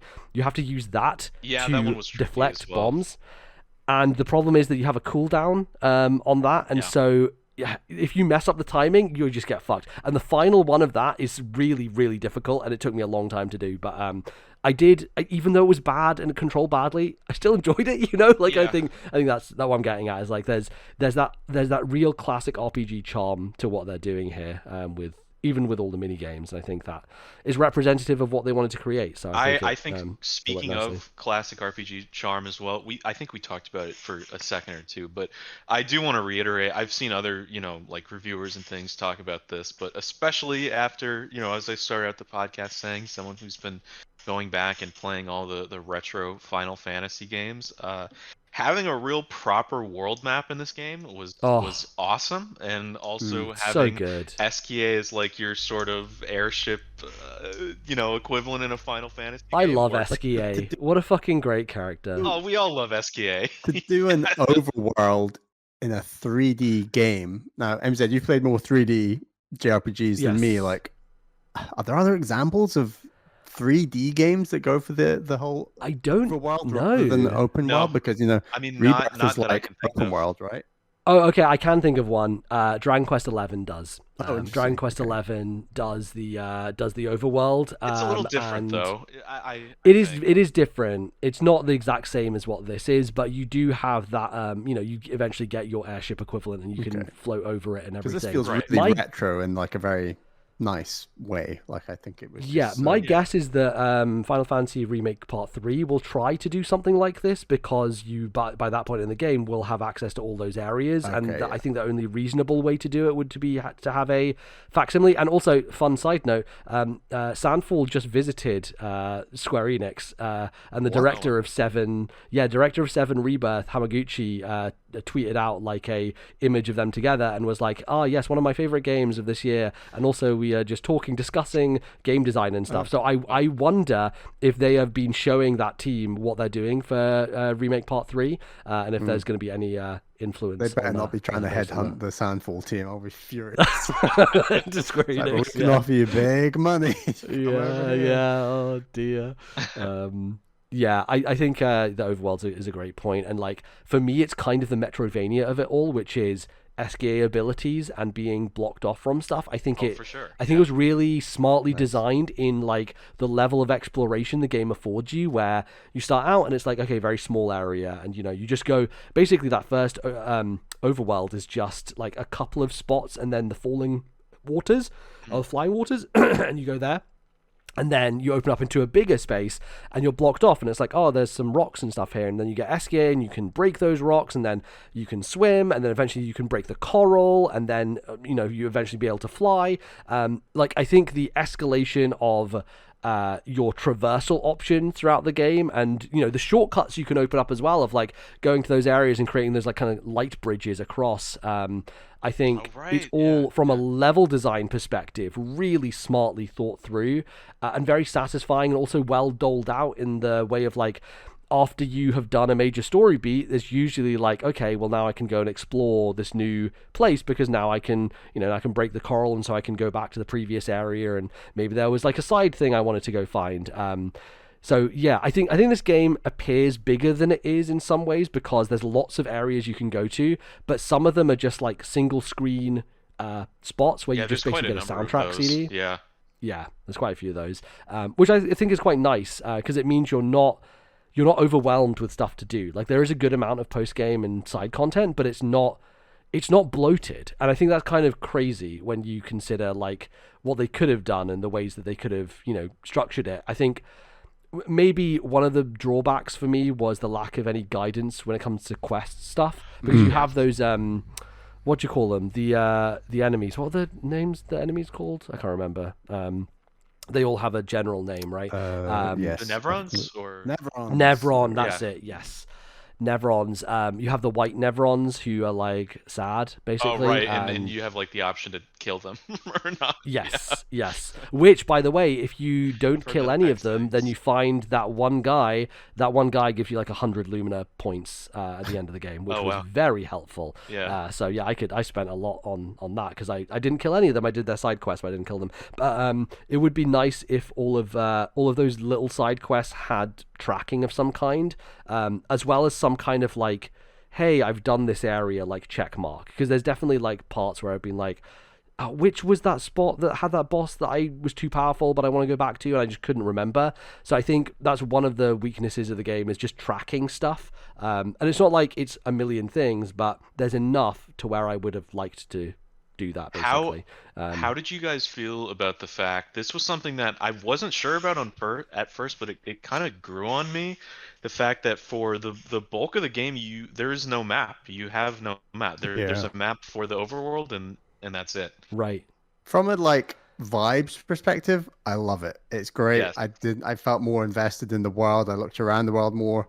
From like a min-maxing, I want to try and collect everything aspect, it really frustrated me. I was like, I'm definitely missing things because there are parts of this world that are looking too similar, and I'm getting a little bit lost trying to if I just mainlined it, I wouldn't get lost. But because I was like backtracking and trying to look for collectibles and so on, like I definitely would have appreciated from that perspective the map. They could have just made it a toggle, but then I guess everyone toggles it on because that's what everyone's used to. So I think it is a nice bold take that they were like, you know what, I'm not gonna have a mini map. you guys can work it out yourselves, and we want you to look at these incredible worlds we've made. I think a simple fix, and maybe the team would disagree. I'm sure someone thought of this at some point.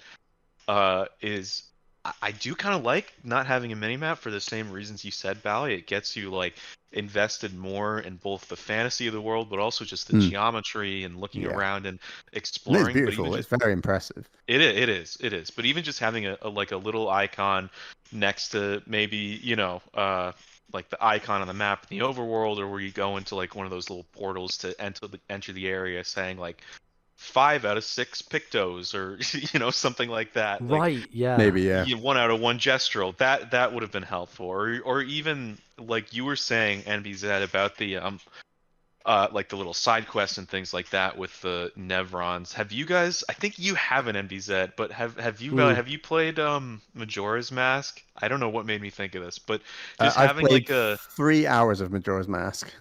Okay, you've played enough then to know this. Even just having like a little, what is it called? The little bombers, or whatever they're called. The Bomber's notebook? Right, yes. on 3DS, yeah. Yes, having a little notebook that's just like a little checklist that it doesn't necessarily tell you, okay, this is exactly where to go on the map, but to keep track of everything. Right. Would have been And I helpful. think these are things they will nail for a next game if they go down another JRPG route, because they will be taking all this feedback in. I think, as you say, so many of these things are pretty simple fixes. And when you're appealing to a JRPG crowd and you're doing so many of the bread and butter things that JRPGs do, when you skimp out on some of them, it can feel a bit like, oh, well, we still need that. We need this and the other. So I'm sure it'll all get fixed. It'll come out in the wash. It's all fine. Yeah. These are nitpicks. These are not like game ruining. Yeah, I totally agree. Very small. 100%. Yeah. I personally felt like I only needed the map once, which was the Red Forest area before the Gestural Village. I think that was the area where I got the most lost, and I was like, I don't know where I'm going. And then I think a little bit after that, I saw someone online saying like, oh, the main path is like lights, lamps. If you see lamps, that's guiding you towards the main path. So if you just go the opposite to that, you'll be fine. And then I think after that point, I don't think any of the other areas past that are too hard to navigate.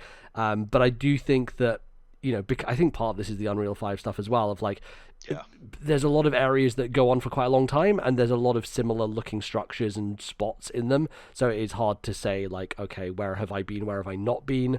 And I was pretty thorough. I found a lot of different things. I think there's definitely an improvement that could be made for people who wanted a bit more of that, but I'm glad they didn't give you the option, just because when it comes to those games, I always just end up looking at the mini map and not at the game. And so I would have just turned it on. I'm sure. Yeah, for sure. So I'm too weak-willed, so I would have just done it, and then I don't think I would have enjoyed the splendor. My screenshot folder wouldn't have been as big as it ended up being, basically, I think we all just get a bit too min-maxy, and we just want to collect all the things, and before moving on, and we want methods that help us do that. And this game is like, well, we're gonna not help you, and that's fine. But and to some degree, that means that like you end up with different builds and different pictures. Yeah, we had very different pictures for sure. And, have a more unique experience with the game, which is quite nice. And I think that made a lot of sense. I think that's pretty much everything for me. I mean, I did do those relationship side quests as well. Some of those are quite challenging. The Minoko one is a tough boss fight that definitely takes a while, and Lune also has quite a tough boss fight as well.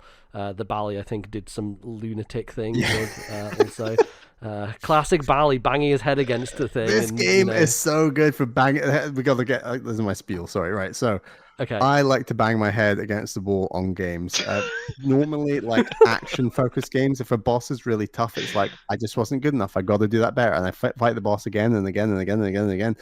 Where this has made me come up short was famously when I played Xenoblade Chronicles 1, and I was at the final boss and really struggling. And rather than going away and leveling up and coming back and fighting the boss, I just banged my head until I just brute forced it somehow. I had similar issues with Rebirth, and anyway, both annoying final bosses. But what I love about this game is doing my strategy of banging your head up against a brick wall if you're fighting a boss again and again and again and again, you're just getting better at the parry and dodging mechanic. So even though you're so underleveled and unable to, in theory, on other JRPGs, beat a boss, on this game you can actually do it.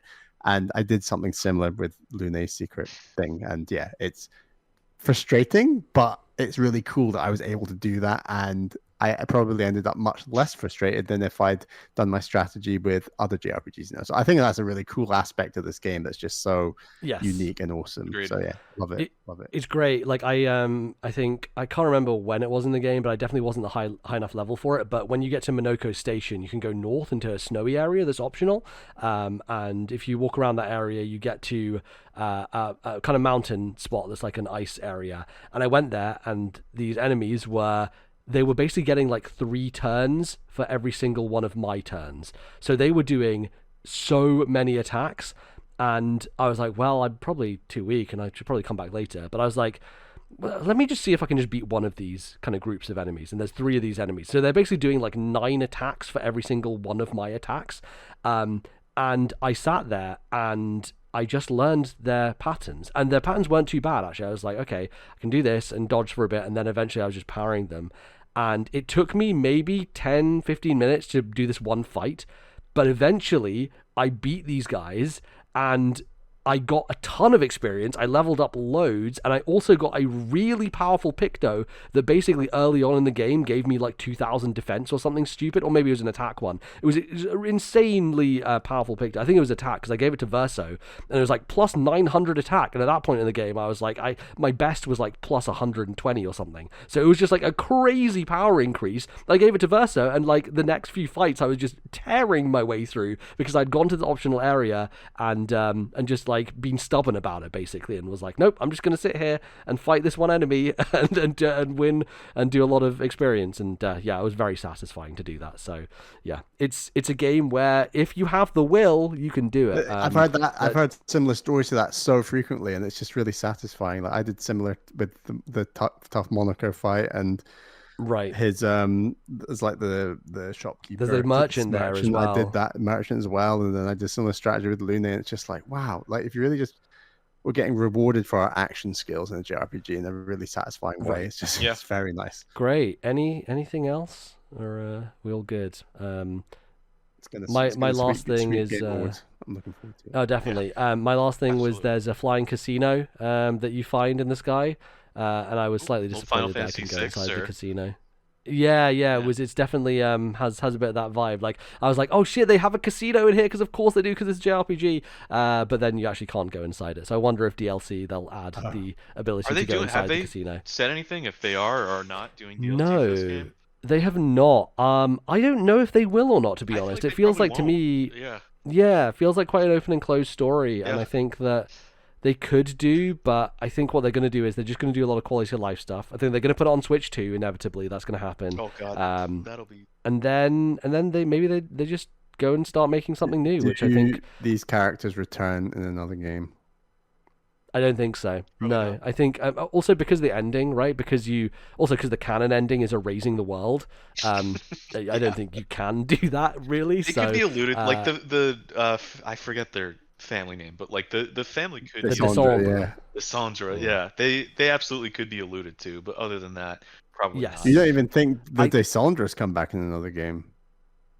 I think what Devon says is correct. Is that we'll have a cutscene in the third Clair Obscur game that's like Richard Desandra or something like that. That will happen. Like there's a lore bit about the fire caused by the writers or whatever. Right, because we don't know what happened with the writers in the fire, so maybe they explain that or something, or maybe that's alluded to.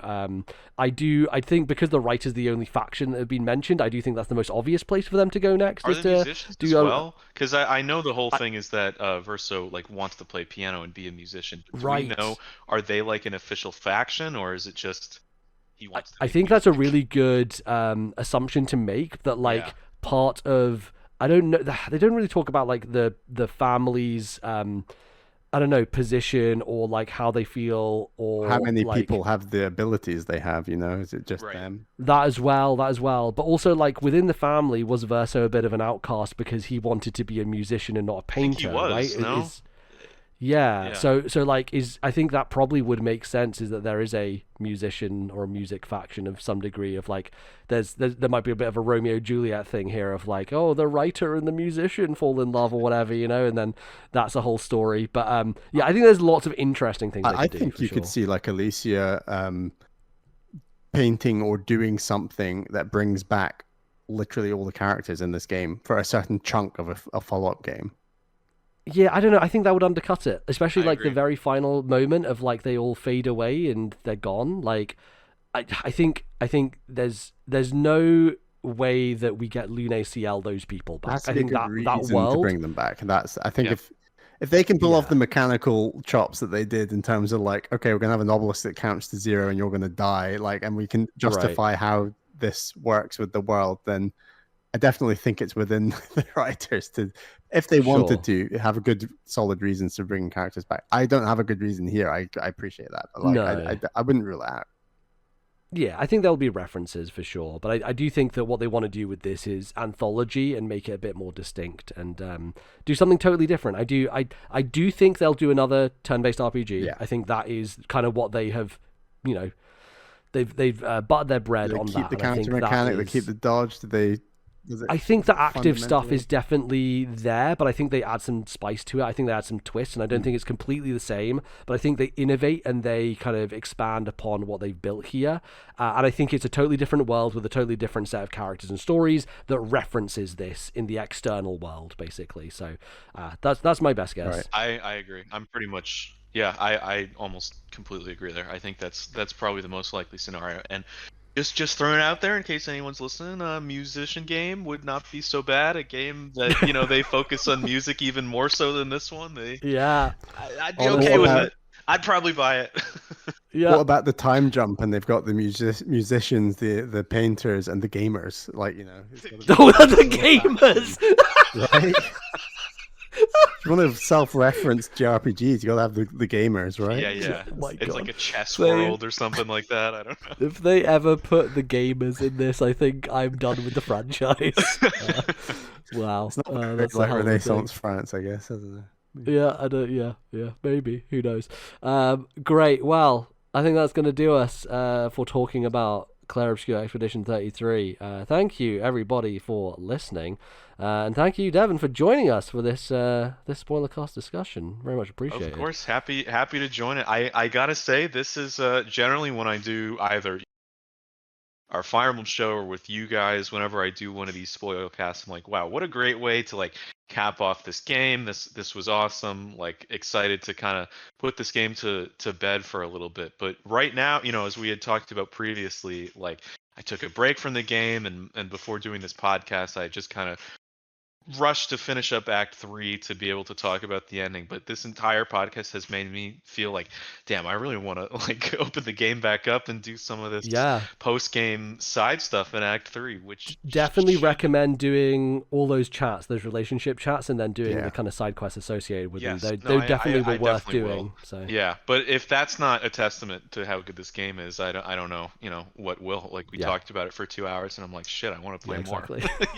Yeah, 100%. And BZ, I've decided you are in fact correct. This is the best thing to come out of France. Yes, there we go. Finally, we got him. We got him, ladies and gentlemen. He admitted the truth. Oh God, the what was it? The ironing board or whatever, something. That was, that's pretty good. But I think this is better than that. I think that was one of them. Yeah, hot air balloon. That was one of them. Yeah. Hot air balloon. That's pretty good. But lovely, Devon is. Oh yeah, very true.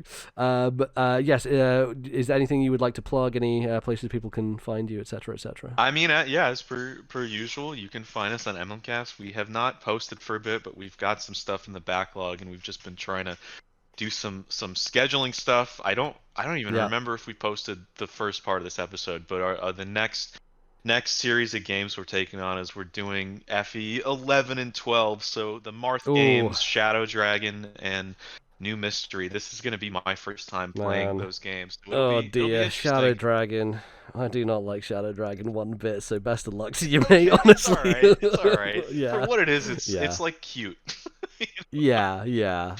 Maybe I'll get to it one day, but I remember quite clearly I bought it after finishing my school stuff for like my final exams, and I bought that, and I bought Lost Winds, and I also bought my first capture card. And I remember. A Dazzle was my Dazzle, of course. So did my Lost Winds Let's Play on that. But yeah, I remember playing that for like maybe 5 hours and being like, I don't like this. This is disappointing. And then being sad because Fire Emblem was one of my favorite GBA games, and the DS game was not connecting with me. So I'm very glad that eventually, they got Awakening and the franchise came back. And I don't know, Devon, quick, what are your odds on a Genealogy remake being announced this year in a Nintendo Direct?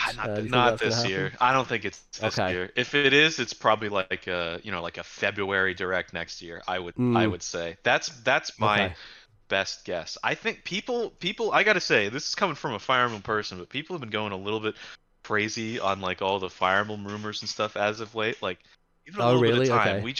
We just got engaged. They did the Three Hopes game as well. Like, I'm sure Intelligent Systems is always working on Fire Emblem. I'm sure there's something coming very soon. Yeah, well, I'm looking forward to it because I'm getting the itch again. It happens every couple of years. It's like Pokemon, right? I feel the same way. Right. Yeah. So yeah, fingers crossed that will happen sometime soon.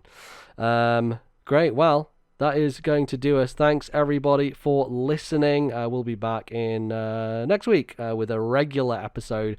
But until then. I don't know, what was the word, Bally? When one falls, we continue. That's we'll see you next time. Bye.